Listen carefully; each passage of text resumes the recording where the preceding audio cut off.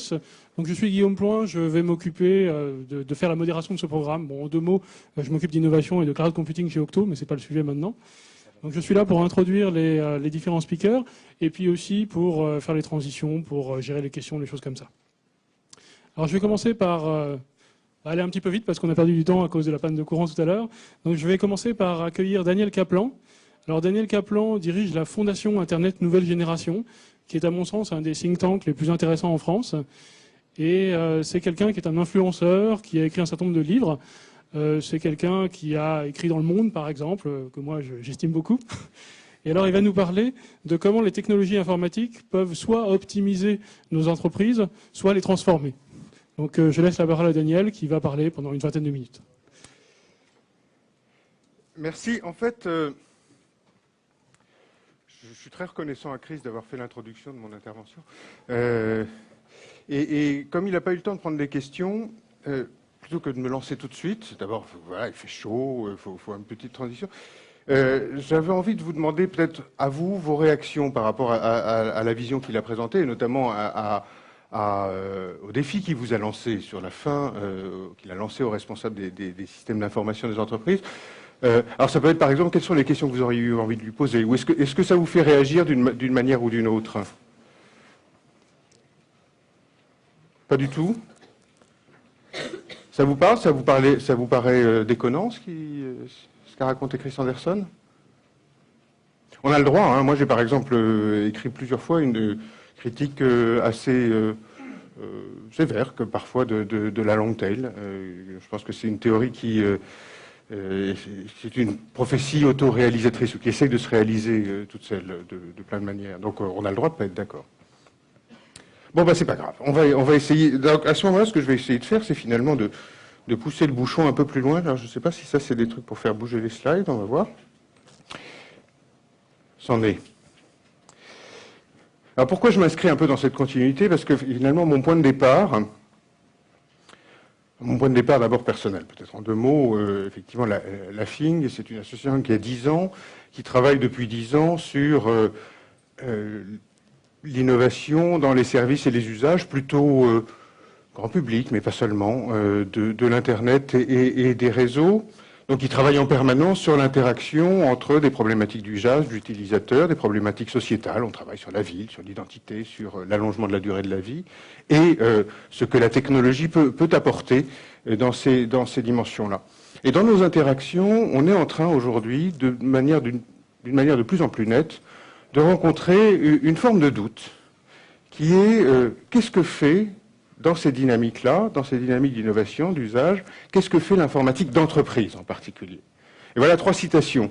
Alors ça, c'est une citation qui en fait, qu'a faite, ou une phrase qu'a formulée Chris Anderson de la même manière. Philippe Lemoine, président directeur général de Laser, mais qui est aussi quelqu'un qui travaille depuis très longtemps sur l'informatique. Ça a été... quand il était très jeune chercheur ou fonctionnaire, l'un des co-auteurs du rapport Noramin, que vous n'étiez pas né, moi non plus, mais si en fait, malheureusement, sur l'informatisation de la société. Ça a été l'une des personnes qui a travaillé sur la première loi informatique et liberté, et qui nous dit, mais moi je me rends compte aujourd'hui, comme Chris Anderson, que pour un jeune qui se pose la question d'entrer en entreprise, l'informatique est souvent le symbole du côté le plus poussiéreux des entreprises. C'est effectivement une disjonction entre son expérience personnelle et professionnelle en tant qu'étudiant, ou en tant que stagiaire, ou en tant que tout ce que vous voulez, de l'informatique, et celle qu'il va rencontrer le plus souvent dans les services informatiques des entreprises. C'est radicalement différent. C'est une espèce de descente profonde. J'ai moins d'outils, j'ai moins de liberté, j'ai moins d'échanges, et c'est plutôt un endroit où on dit ce qu'on ne peut pas faire, où on dit ce qu'on ne doit pas faire, où on limite les capacités et les ressources offertes aux individus pour inventer des choses. Voilà. Ça, c'est sa citation. L'informatique est aujourd'hui le symbole du côté poussiéreux des entreprises. Et puis Cornu, quand même. Patron des anciens DSI de Renault, ancien patron de l'association des DSI de grandes boîtes, du SIGREF, qui dit depuis 15 ans, alors c'est à peu près ça, j'avais plus la citation en tête, c'était dans une petite réunion privée, mais il dit voilà, depuis 15 ans, l'informatique est le principal obstacle à l'innovation dans les entreprises. Alors, il qualifie en réalité, si vous lisez un peu son blog, etc., c'est pas pour dire il n'en faut pas, pour dire, en particulier, l'informatique souffre d'une chose terrible qui s'appelle les best practices. Vous connaissez les best practices? Et ça, on a d'autres exemples. Il y a quelque temps, on faisait intervenir devant des chefs d'entreprise, des responsables de PME, une chercheuse de l'université de Toulouse qui avait étudié l'introduction des ERP dans les PME. Et dont la question était pourquoi ça se passe si mal? Pourquoi c'est si dur? Elle dit, mais regardez comment ça s'est passé. On a commencé par réunir les salariés pour leur dire, alors qu'est-ce qu'on pourrait faire mieux, comment on pourrait mieux s'organiser, comment on pourrait mieux répondre à vos besoins, etc. Et les gens étaient vachement contents. Ils disaient, ça c'est bien, on nous écoute, on va construire des choses, etc. Et tout ça s'est formidablement bien passé. Puis à un moment, on a choisi le fournisseur et les consultants qui sont descendus avec les best practices, on a dit c'est ça les best practices. Et donc tout ce qui avait été raconté par tous les salariés a été complètement oublié puisqu'on a mis en place les meilleures pratiques. Et les meilleures pratiques, évidemment, ne sont pas les pratiques dont ont besoin les salariés. Et qu'est-ce qui se passe assez souvent dans ces dispositifs-là? Eh bien, on assiste et on en rend compte. Il y a des cas assez nombreux dans lesquels les gens vont recréer, bon, alors c'est pas forcément le fil blanc et le fil noir de Chris Anderson, mais les gens vont recréer leurs outils qui vont leur permettre de travailler et éventuellement leur permettre de produire les données qui, quand ils les introduisent dans le RP, vont produire les résultats dont ils ont besoin, par opposition aux résultats dont les best practices supposent qu'ils ont besoin. Et puis il n'y a pas non plus très longtemps, il y a l'article à 3 ans, le bouquin de Nicolas Carr, qui est un Chris Anderson, un genre Chris Anderson, un des penseurs plutôt de l'informatique d'entreprise. Vous avez sans doute lu déjà un certain nombre de papiers de sa part. A écrit d'abord un article qui s'appelle « IT doesn't matter », qui a tellement fait réagir qu'il a fallu qu'il change un petit peu le ton du titre du bouquin. Mais la question, au fond, qu'il posait, c'est dire, bien sûr, la question n'est pas de savoir s'il faut ou pas informatiser les entreprises. Celle-ci, elle est quand même à peu près résolue. La question, c'est qu'est-ce que ça change qu'un investissement informatique éventuellement lourd dans la position relative de l'entreprise sur son marché, dans sa capacité à se distinguer, dans sa capacité à croître. Et sa réponse, qui est d'ailleurs en même temps une vieille interrogation qu'on trouve depuis quelques dizaines d'années, sa réponse, c'est on n'en sait rien, et c'est pas si évident. Et par exemple, on a beaucoup de mal à trouver une corrélation entre l'importance de l'investissement informatique d'une entreprise et sa position de compétitivité. Statistiquement, on va toujours trouver un certain nombre d'exemples, mais que peut-être on va devoir en fait interpréter pour d'autres raisons, c'est-à-dire que l'investissement informatique a appuyé éventuellement certains choix stratégiques qui étaient bons. Et alors, à ce moment-là, on s'aperçoit qu'effectivement, on a pu se différencier, mais statistiquement, vous n'avez pas de différence majeure entre les taux de croissance d'entreprises comparables évidemment, qui investissent beaucoup ou moyennement, il n'y en a aucune qui n'investit pas du tout en matière d'informatique. Donc il y a cette espèce de doute. Alors qu'il y a un doute d'autant plus compliqué qu'en même temps, tous les jours, et dans toute une série de domaines, on voit bien que le numérique, l'informatique, les outils qui vont avec, les télécommunications, transforment le paysage. Alors comment ça peut se faire que, à la fois on se pose la question, est-ce que l'informatique est l'ennemi du changement, et qu'en même temps, on va vous poser la question aux industriels de la musique, est-ce que le numérique a changé un peu les choses? Ouais, quand même un peu. Par exemple, pour certains d'entre nous, on est en train de mourir, ou en tout cas, notre métier ne sera plus jamais le même. Vous posez la question à des gens qui travaillent dans l'industrie du voyage et du tourisme, est-ce que le numérique, l'Internet ont changé les choses? Oui, quand même, un peu, et même complètement, et pour toujours. Vous posez la question à des gens dans les médias, dans la communication, le monde ne sera plus jamais le même. Et puis vous regardez les pratiques, posez la question évidemment au monde de la finance. Il y a sans doute un certain nombre de gens ici qui travaillent dans la finance. Et moi, l'une des manières dont je me le rappelle régulièrement, c'est que quand on fait des interventions dans les régions, très souvent on fait des interventions dans les bourses de commerce. Pourquoi on fait des interventions dans les bourses de commerce? Parce qu'il y a de la place dans les bourses de commerce. On n'a plus besoin de se retrouver dans les bourses de commerce.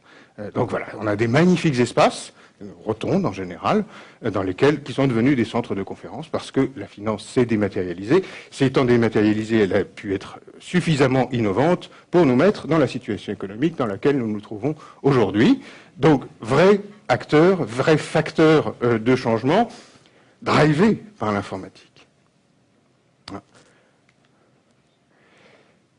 Et pour essayer de réfléchir finalement à cette question-là, je crois qu'il faut avoir, je vais essayer de vous en rendre compte au travers de choses que nous voyons tous les jours en France, ailleurs, qu'il y a depuis toujours deux histoires de l'informatique qui cohabitent. Alors c'est la même, mais c'est deux récits qui petit à petit peut-être ont tendance à se disjoindre d'une manière un petit peu plus nette.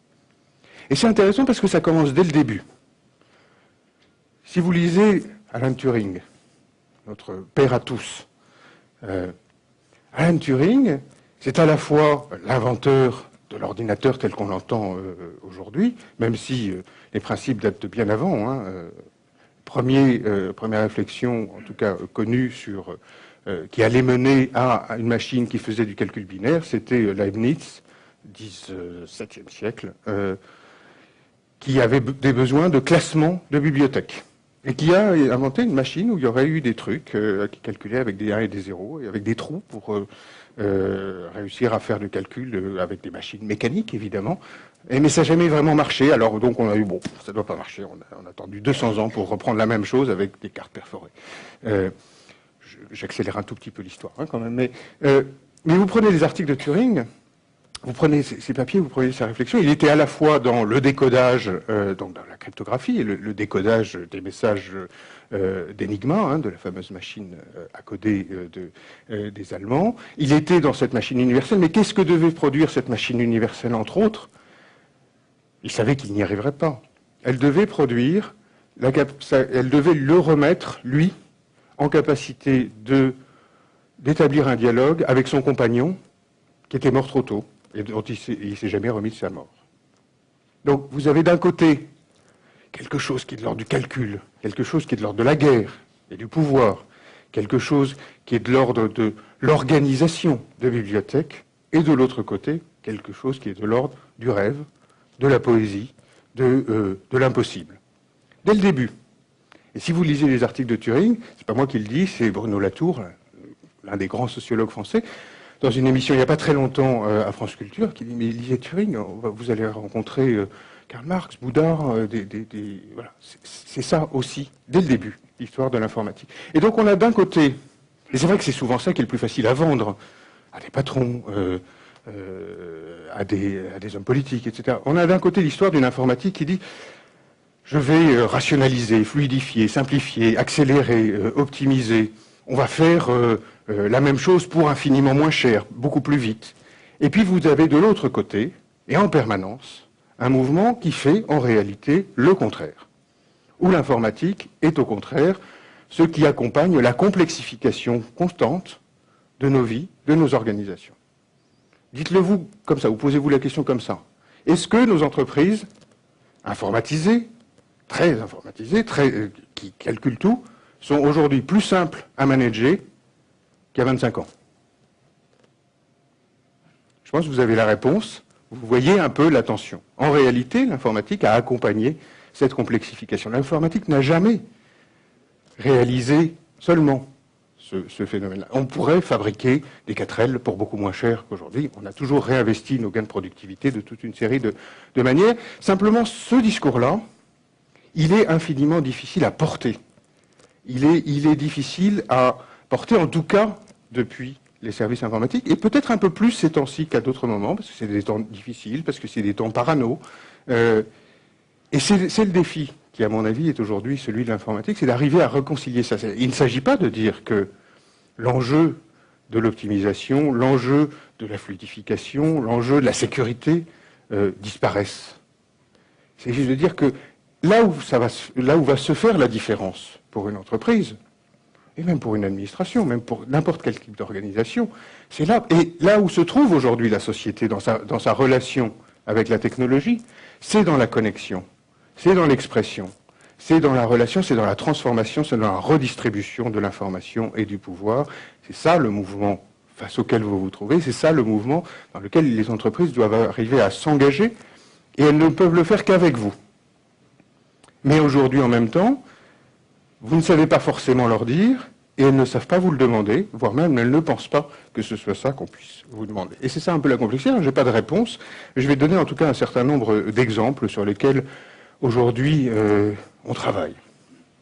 Alors l'Internet des objets, par exemple. L'Internet des objets, alors, vous allez l'appeler de toute une série d'autres manières, éventuellement, qu'on pense, sans doute à tort d'ailleurs, synonyme. On va l'appeler, dans certains cas, intelligence ambiante, on va l'appeler machine to machine.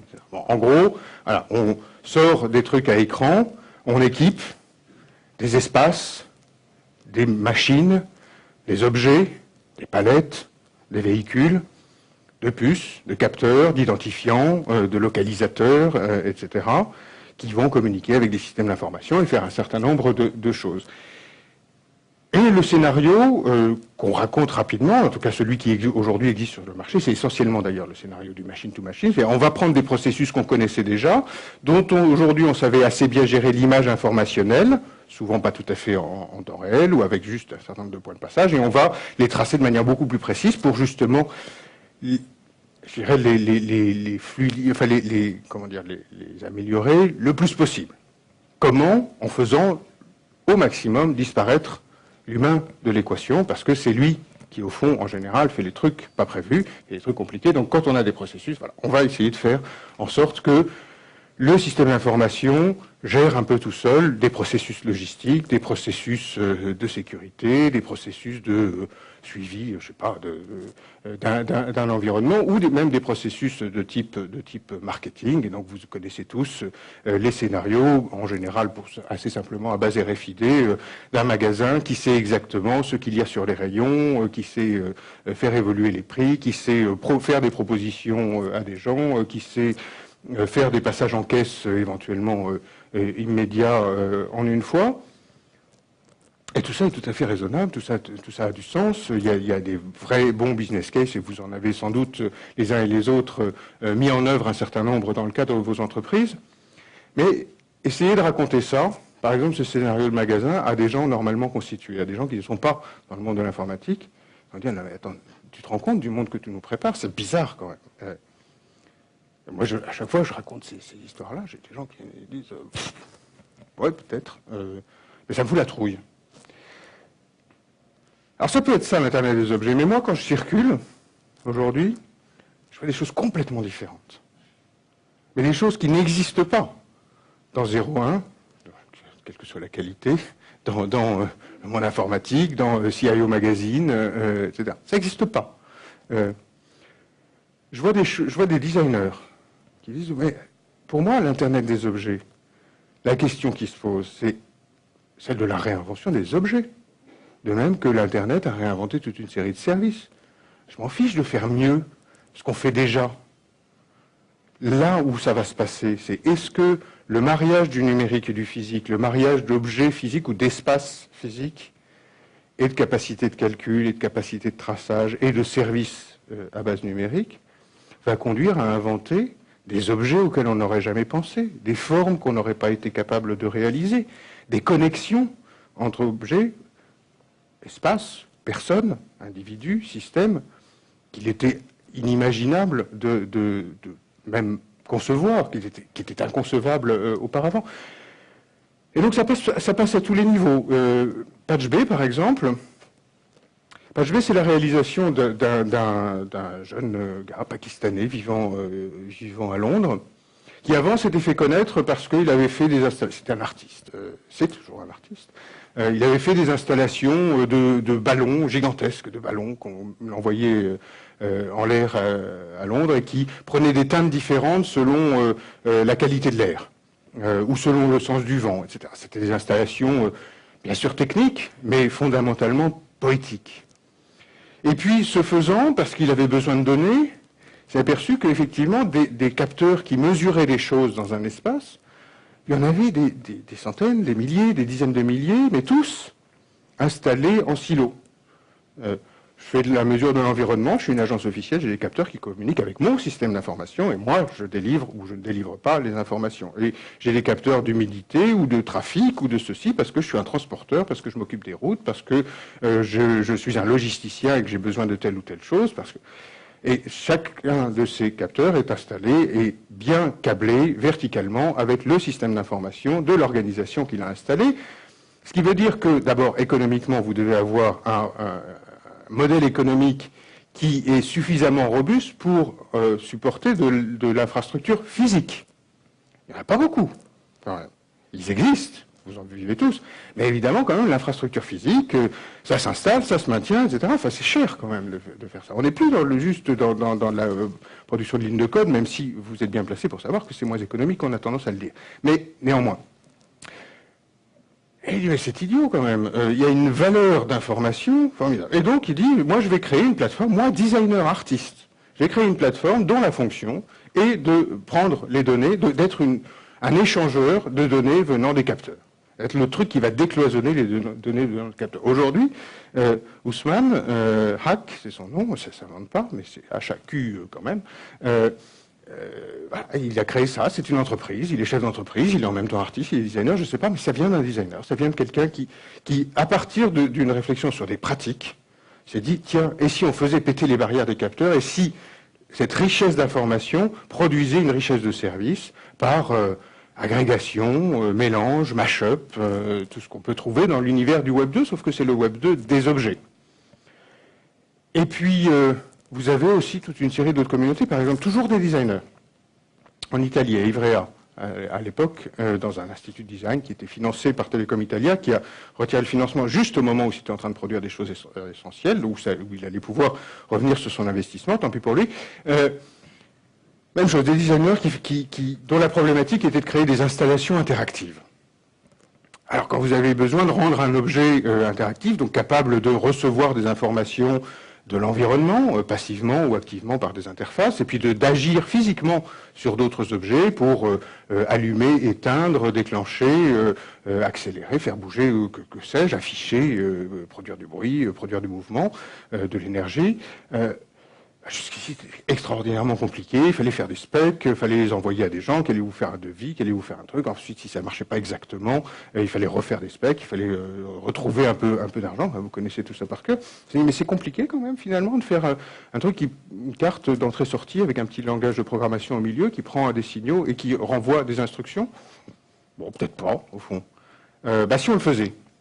Et puis quelques semaines plus tard, ils avaient créé une carte qui s'appelle Arduino, qui est vraiment une carte d'entrée-sortie. Ils avaient repris un langage qui servait à d'autres choses pour permettre de faire quelque chose à partir des signaux reçus pour produire un signal en sortie. Ils en ont publié les plans, enfin les spécifications. Donc Arduino, c'est un produit que vous pouvez acheter et programmer pour rendre des objets ou des espaces ou des environnements intelligents. C'est aussi un produit que vous pouvez faire si vous avez quelques notions de soudure. Vous achetez les composants, vous pouvez le faire. Il y a d'ailleurs, comme dans le logiciel libre, aujourd'hui des forks d'Arduino, donc des Freeduino et d'autres choses qui disent nous on a fait ça un peu autrement. Il y en a des tout petits, il y en a qui se cousent dans les vêtements, etc. Tout ce mouvement-là, il n'est pas venu de l'industrie électronique du tout, qui était parce que c'est vous, ces clients, parce que c'est vos entreprises, leurs clients, qui étaient dans des réponses assez linéaires à des besoins. Il est venu de gens qui avaient des besoins tout autres, et dans lesquels, alors j'ai pas le temps ici de vous décrire ces scénarios, mais à partir desquels sont en train d'émerger des scénarios d'usage extraordinairement divers, parce que d'un coup, n'importe qui a quelques notions de programmation peut aller rendre des espaces et des objets intelligents. Et puis nous, on travaille aujourd'hui sur le concept de Fab Labs, et même chose. Fab Labs, c'est un concept qui vient d'un chercheur du MIT, toujours le MIT, on le retrouve chez Chris, voilà. Chercheur de MIT, Neil Gershenfeld, qui en 2005, je crois, publie un bouquin qui s'appelle Fab, la prochaine révolution sur votre bureau, c'est une grande parabole de l'informatique qui dit aujourd'hui on imprime du texte, demain on imprimera des objets. Je simplifie un peu, on n'en est pas là, en tout cas pour des objets dont on peut réellement se servir, ou pas beaucoup, mais là où on en est, et ce qui le pousse, c'est que on en est clairement au fait que tout objet industriel aujourd'hui est d'abord un modèle 3D, est d'abord un dessin 3D, il commence sa vie comme ça. C'est ensuite une série d'informations, et puis c'est une matérialisation physique à partir de machines à commande numérique. Alors ces machines, elles peuvent être mastodontiques dans des très grandes usines, mais ces machines aujourd'hui, elles existent toutes, celles qui coupent, celles qui gravent, celles qui moulent, celles qui impriment, que ce soit d'ailleurs du plastique ou des circuits imprimés, elles existent toutes pour quelques centaines à quelques milliers de dollars. Une bonne partie d'entre elles peuvent être fabriquées en kit. Elles ont des interfaces de communication standard. Il y a des logiciels de modélisation 3D qui sont libres, qui sont gratuits, d'autres qui ne le sont pas. Et du coup, on va créer des lieux des ateliers de production d'à peu près n'importe quoi. Where we make almost anything. Alors il a commencé par en créer un au MIT avec des machines très chères, et puis ensuite il s'est dit, mais en fait ces machines elles vont baisser de prix. Aujourd'hui, on peut équiper des lieux, il y en a aujourd'hui au Ghana, au Costa Rica, en Afghanistan, mais aussi aux Pays-Bas, avec, je dirais, des coûts d'équipement qui vont de quelques milliers à quelques dizaines de milliers de dollars, et dans lesquels les gens vont se retrouver pour faire quoi? Pour apprendre, pour toucher de la matière, mais aussi pour prototyper. C'est facile de prototyper du logiciel, et aujourd'hui c'est pour ça que la puissance innovatrice sur le web est aussi grande, parce que le prototypage, la création de nouveaux services est devenue infiniment moins coûteuse, plus rapide, plus incrémentale. Ça ne l'est pour l'instant pas du tout du côté des objets matériels, et bien les gens sont en train de travailler sur ces choses-là. Tout cela est évidemment entièrement à base de technologie numérique. Ça n'existe pas s'il n'y a pas la continuité de cette chaîne numérique et la capacité de passer du modèle à la fabrication d'un certain nombre de ces pièces. Mais évidemment, dès que vous commencez à faire ça, le circuit se continue, c'est-à-dire que ce modèle 3D, les Fab Labs sont une communauté, il y a de l'échange de modèles 3D, on publie ça, il y a du peer-to-peer aujourd'hui d'objets, sauf que c'est évidemment la version numérique de ces objets qu'il suffit ensuite, je simplifie un peu, d'instancier physiquement quelque part dans un espace collectif. Et la question c'est, oui, mais où est-ce que sont vos entreprises là-dessus? Où est-ce que vont s'inventer les concepts d'objets et d'espace révolutionnaires de demain, ceux qui vont déplacer le marché? Parce que c'est comme ça qu'on gagne sur un marché, quand on le déplace. Où est-ce que ça va s'inventer? Sur l'Internet grand public, c'est simple. Aucun des usages de l'Internet grand public n'a été inventé chez les grands acteurs installés. Donc depuis 15 ans. À l'exception évidemment de Google, qui n'était pas un grand acteur installé pendant pas mal pendant une assez longue période. Aucun d'entre eux. On a un système d'innovation relativement différent. Et si ça se passait dans le monde matériel, est-ce que vous êtes là? Deuxième exemple, je vais aller un petit peu plus vite, pour nous dire aussi, il y a une question de sens, et cette question de sens, elle va vous être posée de plus en plus. À nouveau, dès que vous recommencez à raconter l'informatisation générale, l'équipement en plus des espaces, des objets, des corps, vous foutez la trouille à tous vos interlocuteurs, et il y a parfois des bonnes raisons. On termine un long travail sur l'allongement de la durée de la vie, et en particulier sur la dépendance. Et qu'est-ce qui se passe quand on traite de la dépendance entre professionnels de la santé et du social et entreprises technologiques? On n'est pas tous des fournisseurs de technologie, vous êtes souvent des utilisateurs de technologie, mais prenons-le un peu comme ça. Eh bien, mais vous êtes peut-être, pour certains d'entre vous, dans la santé, dans le social, dans le service à la personne. On dit, c'est quoi une personne âgée dépendante? C'est un processus compliqué. C'est quelqu'un qui a besoin qu'on passe pour faire un certain nombre de choses. C'est quelqu'un qui va arriver, ou en tout cas qui a une très forte probabilité de déclencher un événement problématique, de tomber, de s'égarer dans une période de démence qui peut être longue ou pas longue, dans le cas d'Alzheimer, etc. Et puis face à ça, on n'a pas d'argent. On n'a pas assez d'argent, on n'a pas assez de gens, on ne peut pas mettre des gens derrière eux tout le temps, ce qui est objectivement vrai. Donc qu'est-ce qu'on va faire? Première réponse directe au truc. On a des systèmes qui existent, qui sont des systèmes de santé, qui sont des systèmes d'aide sociale, qui sont des systèmes des entreprises de services à domicile. Il faut qu'on arrive à faire matcher nos ressources limitées avec des besoins. On va considérer ça comme des systèmes, et donc on va, par exemple, barder les maisons des personnes de capteurs, de manière à pouvoir être sûr, de caméras par exemple, qui vont détecter si elles tombent, etc. On va les équiper d'un petit collier ou bracelet qui va permettre de repérer si elles tombent, mais aussi si elles sortent d'un certain périmètre en disant, ça veut dire que probablement elle s'est perdue, elle ne sait plus où elle est, il va falloir aller la chercher. Et puis comme par hasard, sur le marché, ça ne se passe pas très bien. Parce que quand vous dites à une personne, oui, bien sûr, c'est pour ton bien, on va mettre des caméras chez toi tout le temps, mais attends, je t'assure, c'est pas une personne qui va regarder, la caméra elle va être regardée par un ordinateur, tout ça est vrai bien sûr, elle va être regardée par un ordinateur qui ne va signaler à un agent, à un opérateur humain, que s'il y a quelque chose qui ressemble à un événement problématique, à une chute par exemple. Ok, oui d'accord, mais moi j'ai quand même une caméra qui me filme tout le temps.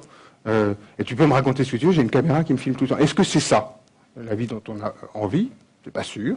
Est-ce que des dispositifs de réponse aux problèmes de dépendance ne sont pas en train de créer une dépendance des personnes vis-à-vis de systèmes qui en fait dégradent tellement leur qualité de vie qu'au fond, on va les rendre encore plus dépendants? Est-ce que le fait de supprimer les obstacles, de supprimer la capacité, de ne plus demander finalement aux gens de résoudre un certain nombre de problèmes n'est pas en train de les rendre plus malades qu'elles ne le sont? Et il y a d'autres réflexions. Vous prenez par exemple sur la question des colis Alzheimer, une jeune designeuse toujours, je pousse un peu sur les designers, ils n'ont pas la réponse à tout non plus, j'ai dit, mais tiens, est-ce qu'on ferait autre chose? Est-ce qu'on pourrait doter les personnes effectivement de mécanismes qui repèrent qu'elles sont loin, qui repèrent éventuellement qu'elles tombent, etc., mais qui leur proposent également de traiter le problème au moment où elles reviennent à leur sens, par exemple, hein, puisque c'est ça qui peut se passer. À un moment, je ne sais plus trop où je suis, je marche, je me perds, et puis je me retrouve à un endroit, je suis plus rentré chez moi. Ça, c'est la situation qu'on rencontre assez fréquemment dans le cas Alzheimer en particulier. Et le dispositif proposé, il est tout simple. À ce moment-là, le petit collier, je le mets dans la main, et avec des flèches, il me guide chez moi. Quelle est la différence entre l'un et l'autre? La différence entre l'un et l'autre, c'est qu'à la fin, j'ai réglé moi le problème. J'ai une capacité de résilience, j'ai une capacité de reprendre en main ma vie, plutôt que de dire j'appuie sur un bouton et j'attends que quelqu'un, avec un gros panneau, je suis la camionnette qui va prendre en charge cette personne qui est vraiment malade, vienne me chercher et me ramène chez moi. Est-ce qu'on peut, là aussi, plutôt que de faire en sorte que ce soit des dispositifs automatiques ou des dispositifs complètement pensés pour la personne, faire en sorte, et ça a besoin d'informatique, mais pas tout à fait de la même, d'une informatique beaucoup plus fluide, faire en sorte que ce soit la personne qui pense quel est le dispositif, qui réfléchisse au dispositif qui marche pour elle. Une personne âgée dépendante va rencontrer typiquement dans une journée 6 à 8 personnes qui vont passer chez elle, à leurs horaires, non pas parce qu'elles sont méchantes, mais parce qu'elles ont des tournées, avec leurs spécialités. Il y a celle qui les couche, il y a celle qui donne de tels soins, il y a celle qui fait à manger, il y a celle qui fait le ménage, en général c'est celle.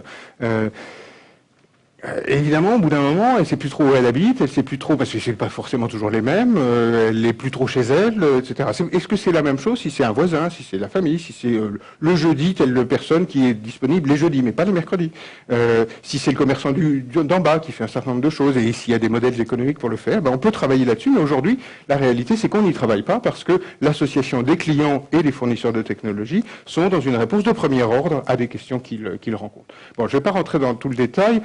Alors juste un petit mot, parce que vous allez en parler beaucoup. Cette question, elle est posée très fort, pour moi, sur le Green IT. Et je vous mets en garde, c'est à la fois tout à fait essentiel, et il est clair que les technologies de l'information peuvent faire partie de la réponse à toute une série de problématiques liées à notre surconsommation d'énergie, à l'excès de production de déchets, etc. Mais pareil, première réaction, premier ordre, alors on gaspille plein de choses, donc nous avons la réponse, on va améliorer tous ces systèmes-là, on va faire des systèmes d'éclairage urbain qui vont être super efficaces parce qu'on va savoir s'il y a des gens entre deux pylônes ou s'il n'y en a pas, quel est le degré de luminosité pour ajuster la lumière, et tout ça est évidemment complètement justifié. Mais très rapidement, c'est en train de converger vers l'idée que la réponse au problème environnemental va être faite d'une infinité de systèmes extrêmement efficaces qui vont fonctionner tout seuls et dans lesquels les individus, eux, n'auront pas grand-chose à dire ou à faire. Voire même, vont commencer à se faire prescrire un certain nombre de pratiques de manière assez ferme. Vous prenez un cas qui est celui du péage urbain, le péage urbain dynamique. Voilà. C'est normal de faire du péage urbain, c'est une très bonne idée de pouvoir considérer que les centres-villes sont complètement engorgés, que ça pose des problèmes de pollution, de bruit, de sécurité, d'occupation de l'espace, qu'on pourrait faire ça beaucoup mieux. Mais pour le faire, comment on fait, et en même temps on comprend pourquoi on le fait comme ça, on dit il faut des systèmes qui sont capables de repérer très vite quel véhicule va rentrer dans un centre-ville. On ne va pas mettre des péages avec des files d'attente de 5 km pour pouvoir rentrer dans le centre-ville, donc il va falloir faire autrement. Et donc on va faire à Londres la réutilisation du système de vidéosurveillance le plus dense au monde, hein, vous êtes filmé 300 fois par jour à Londres, qui va en même temps lire les plaques d'immatriculation. Et puis aux Pays-Bas, on va faire passer une loi, elle est passée, qui va obliger tous les automobilistes de tout le pays à disposer d'un GPS, mais qui ne fait pas comme aujourd'hui que recevoir la position, mais qui va la transmettre. Alors c'est normal, comme ça on peut savoir, mais il n'y a pas quand même un petit bout de conflit là entre... Est-ce que c'est bien, pas bien, qu'une autorité sache en permanence où est ma voiture, à tout moment? Et que ces discussions-là n'existent pas parce qu'on pense tellement système que la question du fait qu'il y ait des conflits d'objectifs, que la question du fait que voilà, les gens peuvent être peut-être partie prenante d'une autre manière, peut se poser. Alors je prends juste un exemple d'une manière peut-être un peu différente d'essayer de le prendre, qui est une expérience que nous avons menée et qu'on continue de mener d'ailleurs actuellement, qui s'appelle la montre verte. L'idée de la montre verte, c'était de dire, commençons par retirer un peu de mystère de cette question environnementale, en proposant aux gens d'être les coproducteurs de la mesure des deux polluants les plus importants pour eux, qui sont le bruit et la qualité de l'air dans la ville. Et donc la montre verte, c'est une montre qui emporte un capteur de qualité de l'air, un capteur de bruit, qui me dit ce à quoi je suis exposé, mais qui surtout va partager ces données, va produire des cartes, va produire des ressources dont d'autres vont pouvoir se servir, fournisseurs de services, chercheurs, innovateurs, associations, pour inventer du service de l'analyse, produire de la connaissance. Est-ce que c'est un meilleur modèle? Est-ce que c'est pas un meilleur modèle? Je suis pas en train de vous dire là le bien, le mal. Je suis en train de vous dire, aujourd'hui, il y a une tendance naturelle à se projeter dans le premier, une tendance assez peu naturelle à se projeter dans le second, en particulier quand on vient des grandes organisations et des systèmes d'information. Et c'est dans le second que se trouvent les dynamiques sociales, c'est dans le second que se trouve le désir. Et c'est là que, quelque part, à un moment, ce qui bouge le monde se trouve. Alors pour terminer rapidement, tout ça, il ne faut pas se raconter d'histoire. Il y a des raisons pour lesquelles ça se passe comme ça. Et la première raison, c'est le pouvoir. On le sait, il suffit d'avoir vu un ou deux films de science-fiction, d'avoir lu un ou deux bouquins. L'informatique peut être au service, et est souvent une manière de renforcer des structures de pouvoir, des dispositifs, des mécanismes, des organisations existantes. Ça peut être tout à fait ce qui va effectivement figer, une bonne fois pour toutes, la manière de faire, le processus, la définition de travail, la fameuse best practice, l'organigramme d'une entreprise, etc. On va le câbler dans le mode de fonctionnement quotidien au travers de lignes de code, au travers de définitions, au travers des catégories dans les bases de données, au travers d'autorisations, etc. Et voilà, donc ça maintenant c'est devenu un fait naturel puisque c'est dans le code. Et ici, vous avez l'exemple que je trouve assez paradigmatique, c'est le magnifique, alors il s'appelle Olympic Data Center, il a été construit à l'occasion des Jeux Olympiques, il est à Pékin, et vous voyez assez bien, c'est le data center gouvernemental, vous voyez assez bien, ça se voit pas bien ici, c'est un chef-d'œuvre architectural par ailleurs, mais le message qu'il convie est quand même assez clair. Et de l'autre côté, toujours, vous avez cette tension, et cette tension, elle est là, simplement, il faut que vous l'accompagniez plus.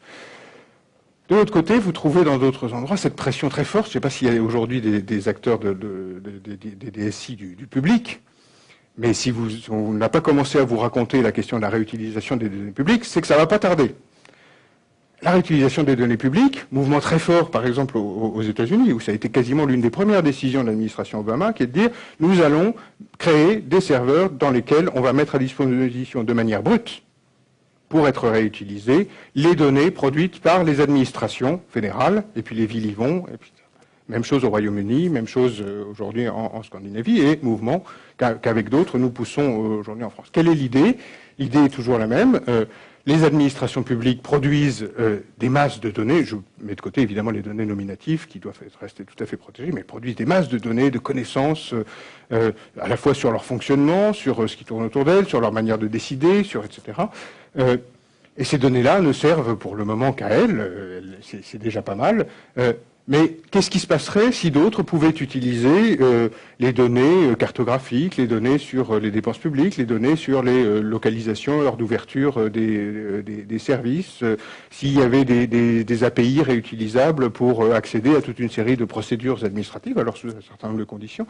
Qu'est-ce que pourraient faire des entrepreneurs, des fournisseurs de services, des opérateurs, des grands portails, des médias, etc., à partir de cette information-là, en termes de connaissances, en termes de débat démocratique, mais au moins autant en termes de création de nouveaux services. On a une mine d'informations qui disent des choses très précises, très quotidiennes, très utiles sur les territoires. Typiquement, on peut le trouver dans les questions de transport, et dont aujourd'hui on ne fait pratiquement rien.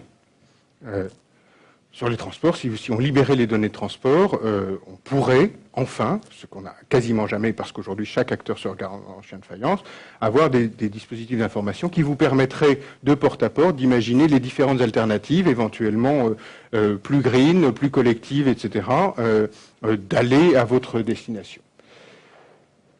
Et puis dès que vous commencez à faire ça, donc dès que les gens commencent à faire des choses imprévues à partir de ces données, ils vont aussi commencer à contribuer à ces données. Typiquement, Fix My Street, initiative assez puissante aujourd'hui au Royaume-Uni, est un endroit où les gens produisent eux-mêmes de la donnée, par exemple sur des difficultés, sur des problèmes sur la voirie, sur des problèmes qu'ils rencontrent dans l'environnement quotidien. Ils vont le déclarer, ils vont le photographier, ils vont le partager et le communiquer aux acteurs publics.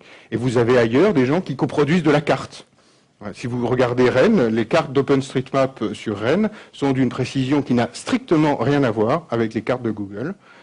Vous avez une richesse d'informations sur les ressources de ce territoire qui aujourd'hui est assez exceptionnelle. Mais évidemment, c'est du changement de pouvoir qui ne se résout pas, vous avez certainement été exposé au sujet de l'Open Innovation, qui ne se résout pas dans cette première manière, et ça c'est le schéma canonique sur l'innovation ouverte, qui dit l'innovation c'est un entonnoir dans lequel on rentre plein d'idées, on sort peu d'innovation, on va trouver l'entonnoir, celui qui ricane le mieux là-dessus s'appelle Marc Gigé, responsable de la chaire d'innovation au CNAM, parce que cet entonnoir veut toujours dire que c'est quand même l'entreprise qui contrôle tout. Elle dit où il y a les trous, elle va faire son shopping pour dépenser moins en R&D, donc elle va faire son shopping d'idées extérieures, elle va éventuellement permettre à des gens, dans des espaces bien contrôlés, de créer de la valeur à partir de ces innovations. Quand ça marche très très bien, ça s'appelle iTunes. Quand ça marche pas très bien, ça veut dire qu'en fait, on n'est pas sur le marché, parce que la vraie innovation est beaucoup plus ouverte que ça. Et finalement, ce à quoi je vous invite à réfléchir, vraiment d'une certaine manière dans la continuité de Chris Anderson, c'est probablement un changement ou une évolution assez profonde de la fonction du DSI.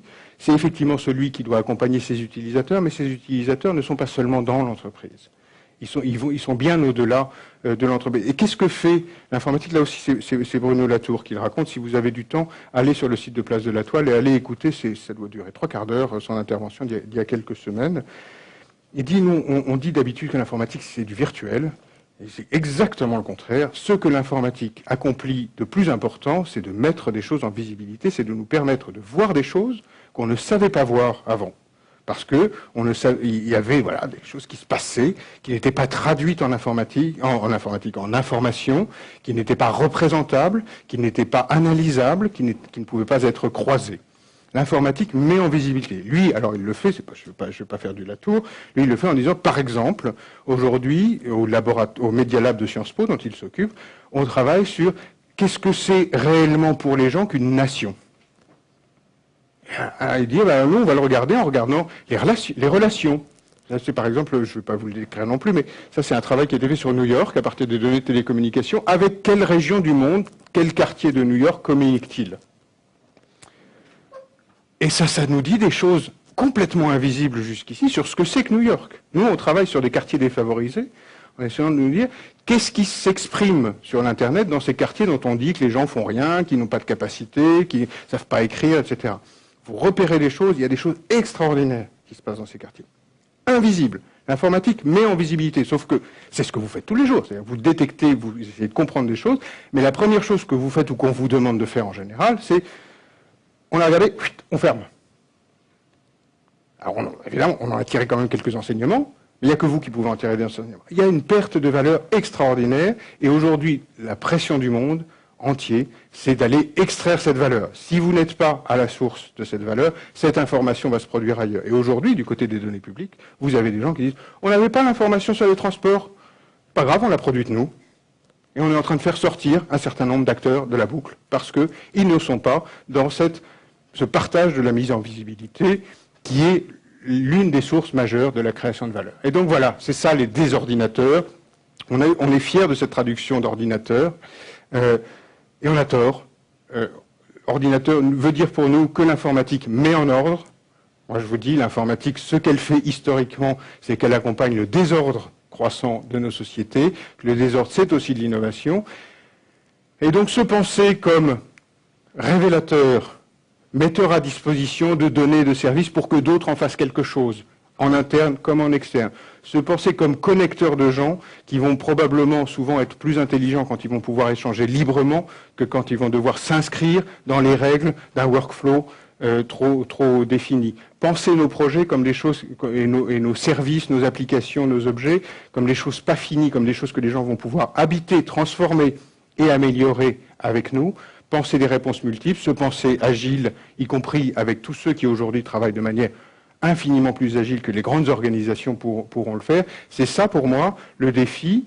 Et évidemment le défi, c'est d'arriver à continuer de le faire, mais ça Chris l'a déjà dit, d'arriver à continuer de le faire tout en continuant aussi à faire tourner les grands process, tout en continuant aussi à gérer des questions de responsabilité et de sécurité.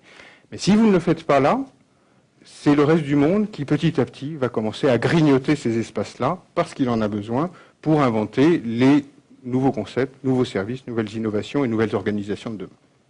Voilà, je pense que j'étais un peu long, mais j'espère que ça suscitera quand même quelques questions et remarques, plus en tout cas que l'intervention de Chris de tout à l'heure.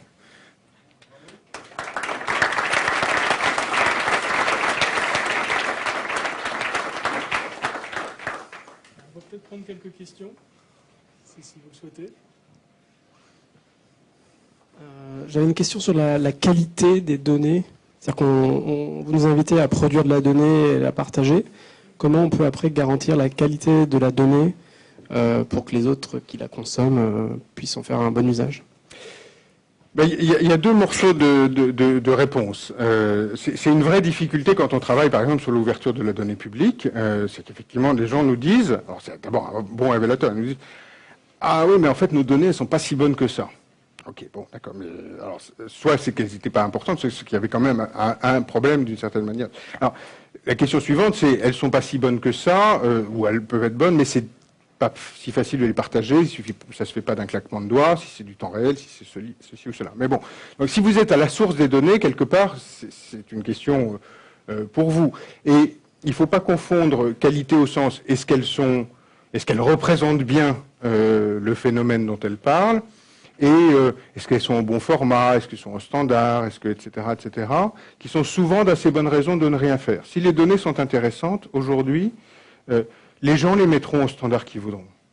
En général, c'est typique quand je travaille moi sur l'information multimodale, l'absence de standard est le prétexte idéal pour rien faire. Ah, il faudrait les mettre au standard. On verra plus tard, parce que c'est jamais une priorité, évidemment. Les priorités, c'est la production. Mais c'est pas grave, les gens vont transcoder vos informations. Alors, la question plus compliquée, c'est celle des données qui viennent d'ailleurs. Si vous commencez à intégrer des données qui viennent d'utilisateurs, etc. Ou c'est celle, par exemple, de nos données de la montre verte. Qu'est-ce qu'on dit sur la montre verte? Évidemment, le capteur qui est petit comme ça, qui est zéro entretien, qui doit pas trop consommer la batterie, etc. Vous imaginez que son degré de précision individuelle n'a rien à voir avec les boîtes grosses comme ça d'Airparif qui sont étalonnées avec des commissions qui vérifient, etc. et qui mesurent en fait infiniment plus de paramètres. L'hypothèse, c'est de dire, ok, mais est-ce que le nombre s'est compensé, par exemple? Et ça, c'est une des choses qu'il faut aller chercher. L'hypothèse de la montre verte, c'est celle-là. Et d'ailleurs, à terme, si un jour il y en a suffisamment, l'idée, c'est qu'on ne restitue jamais la mesure qui est prise par un capteur. Parce que cette mesure-là, elle va être un petit peu comme ça. En revanche, si on sait travailler avec les capteurs de haute résolution, si on a des étalons, on dit, bon, voilà, on connaît à peu près les biais de mesure, les artefacts, les tolérances de nos dispositifs, etc. Et si, dans le même espace, il y a 15 montres qui mesurent des choses et qu'on est capable de restituer une moyenne en ayant écrété, etc., on va avoir de la qualité et on va avoir de la densité. Donc il y a des formes d'arbitrage à gérer. Et ensuite, ça va dépendre des natures de données. Quel est le risque qu'on prend si la donnée est mauvaise? Si c'est une donnée de transport temps réel en période de crise, la question de la qualité est cruciale. Vous pouvez vous pouvez mettre des gens en danger. Vous pouvez créer de l'engorgement là où il n'y en avait pas. Si c'est une donnée un peu stable sur des ressources d'un territoire, par exemple, puisque nous on travaille aujourd'hui beaucoup sur cette question des villes, au pire, les gens vont justement la rectifier, et assez souvent, c'est ce qui se passe. C'est-à-dire qu'une des richesses d'associer les gens, c'est que parfois, si vos données n'est pas terrible, c'est eux qui vont vous le dire. Et si vous l'avez mise à disposition, ils vont vous le dire de manière contributive en disant, au fait, les heures d'ouverture de la piscine tel jour, c'est pas ce qu'il y a dans votre base de données, mais ils seront contents de vous le dire. Si en revanche, vous gardez tout, ça donne nageur.com à Paris, que la ville de Paris a mis assez longtemps à admettre comme étant une meilleure proposition pour les amateurs de piscine à Paris que ce qu'elle pourra jamais être capable de faire.